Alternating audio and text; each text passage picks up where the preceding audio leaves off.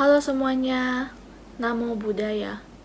Perkenalkan, nama saya Foni, NPM 2242060 dari jurusan akuntansi. Saya akan menyampaikan hasil rangkuman saya setelah menonton video tentang karma dan kelahiran kembali.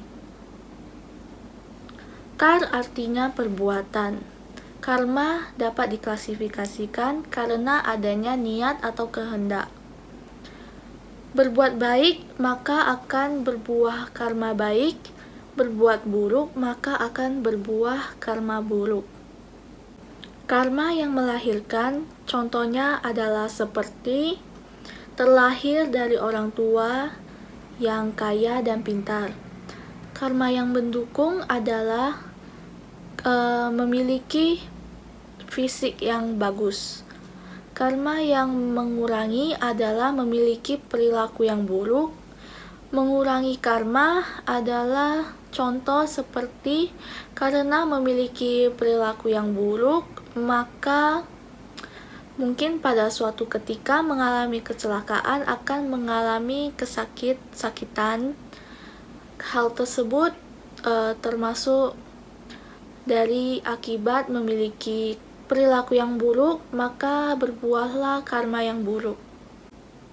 Cara melawan karma dengan cara yang positif, yaitu seperti contoh, jika pada dulu sering membunuh makhluk-makhluk hidup, maka pada sekarang kita harus sering melakukan function. Atau jika pada dulu sering melakukan pencurian, maka sekarang harus rajin melakukan dana.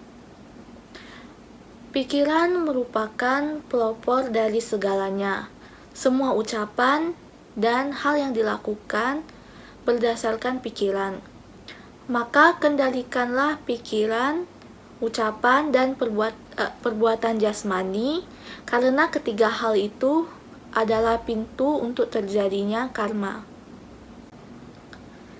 Jika karma buruk telah berbuah, maka akan mengalami penderitaan. Untuk tidak terlambat menghindari hal ini, supaya tidak terjadi, maka kita harus waspada. Isilah pikiran dengan yang positif, mengembangkan pikiran positif dengan kata-kata yang baik. Moha, loba, dosa merupakan 3 serangkaian yang saling berhubungan dan mempengaruhi. Awal penderitaan makhluk-makhluk adalah awija atau kegelapan batin. Awija mengakibatkan sankara atau bentuk-bentuk perbuatan. Jika tidak ada kelahiran kembali, maka tidak ada penderitaan. Untuk tidak lahir kembali, maka jangan memperpanjang proses penderitaan. Untuk tidak memperpanjang proses penderitaan, maka jangan melekat pada sesuatu. Supaya tidak melekat pada sesuatu, maka nafsu keinginan jangan sampai terumbar.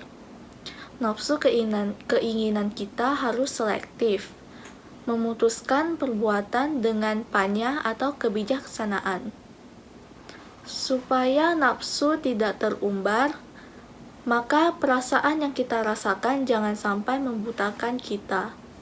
Supaya perasaan tidak membutakan kita, maka punyailah kesadaran. Seperti pengertian dharma yang cukup yang didapat dari meditasi, belajar dharma, atau menjalankan sila. Karma tidak selalu berbuah dengan cepat. Karma bisa saja berbuah pada kehidupan selanjutnya atau kehidupan yang akan datang. Jika kita mengerti proses hukum karma, mungkin kita dapat hidup lebih tenang dan damai. Jadi, dengan kita belajar hukum karma, kita bisa menyadari hal apa yang perlu kita lakukan dan yang tidak perlu kita lakukan. Karena masa depan kita tergantung dari karma kita sendiri. Sekian penyampaian rangkuman tentang hukum karma dan kelahiran kembali. Jika ada kesalahan, saya minta maaf. Namo Buddhaya.